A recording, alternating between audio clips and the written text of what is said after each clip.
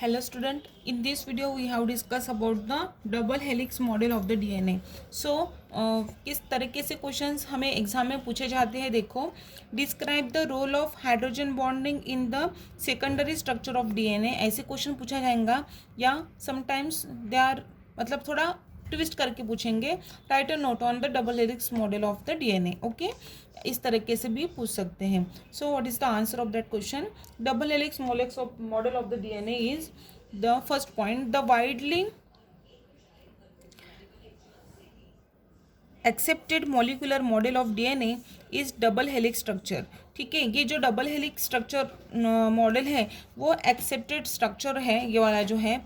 ठीक है, इसके ऊपर मान्यता दी है सभी ने, साइंटिस्ट ने. This structure is proposed by the scientist Watson and Crick in 1953 में. ठीक है, 1953 में वॉटसन एंड क्रिक ने इसके ऊपर क्या दी है, मान्यता दी है. ठीक है, और ये क्या है, वो डबल हेलिक्स स्ट्रक्चर है, इसे निकालना है आपको. ठीक है,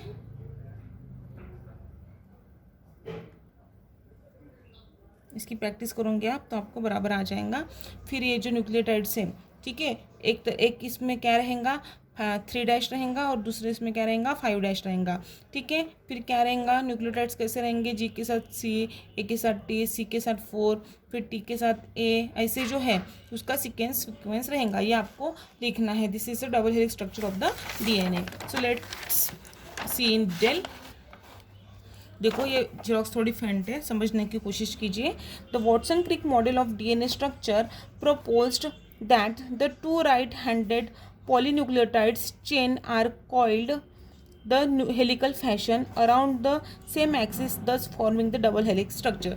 देखो ये जो है यही बताया है उन्होंने, 200 कॉलिकल स्ट्रक्चर, वो हेलिकल स्ट्रक्चर उन्होंने बताया है. ठीक है, डबल हेलिक्स स्ट्रक्चर बताया है.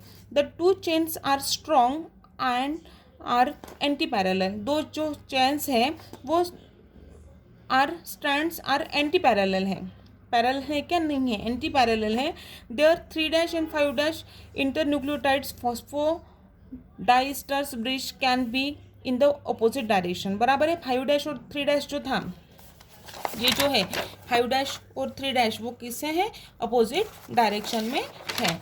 ठीक है, the two strands are makes as 5' and 3' which indicates that the free hydroxyl group of terminal deoxyribose units are present at the 5' and the 3 position repeatedly.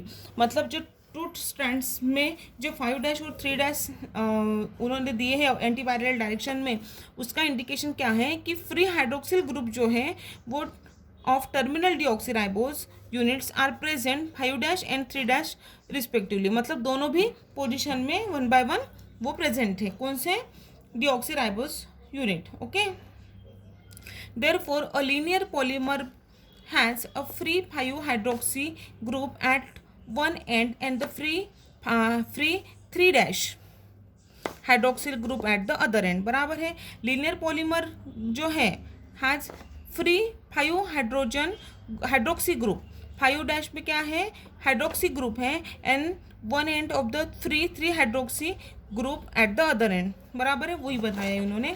The nucleotides making up each strands of the DNA are connected by the phosphate Easter.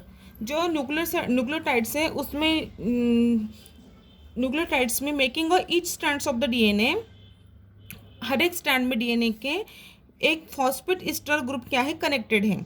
ठीक है, this forms the backbone of the each DNA strand from which the bases extend. ठीक है, ये देखो ये है 3' ये वाला जो, ठीक है, वो उससे क्या बनाया है, बैकबोन बनाया है. ठीक है, the nucleotides making up each strands of the DNA are connected by the phosphate and ester bond. This forms the backbone of the each DNA strands from which the bases extend. उसके साथ वो bases क्या है, extend किए हैं. The base purine and pyrimidines project towards each other within this structure. Purine and pyrimidines हैं वो project हुए हैं एक दूसरे की तरह विद इन दिस स्ट्रक्चर, इस स्ट्रक्चर में, ठीक है।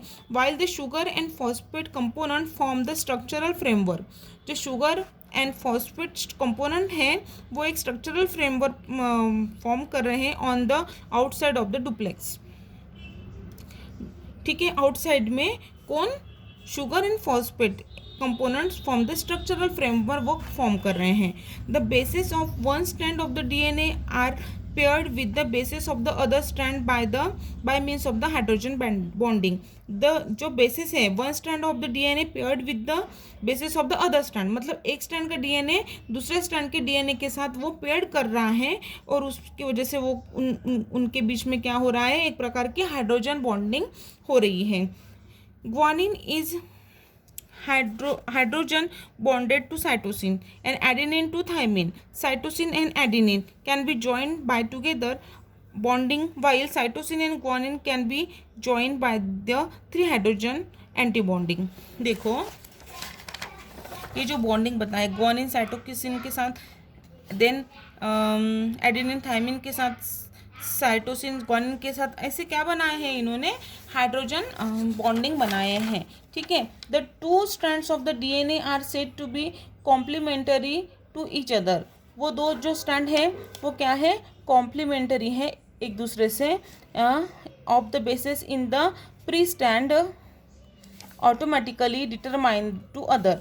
The diameter of the helix is about the 20 Armstrong and the spacing between hydrogen pair is the 3.4 Armstrong. जो डायमीटर है वो कितनी है, 20 Armstrong है। देखो ये जो डायमीटर है दोनों की वो कितना है, 20 Armstrong है।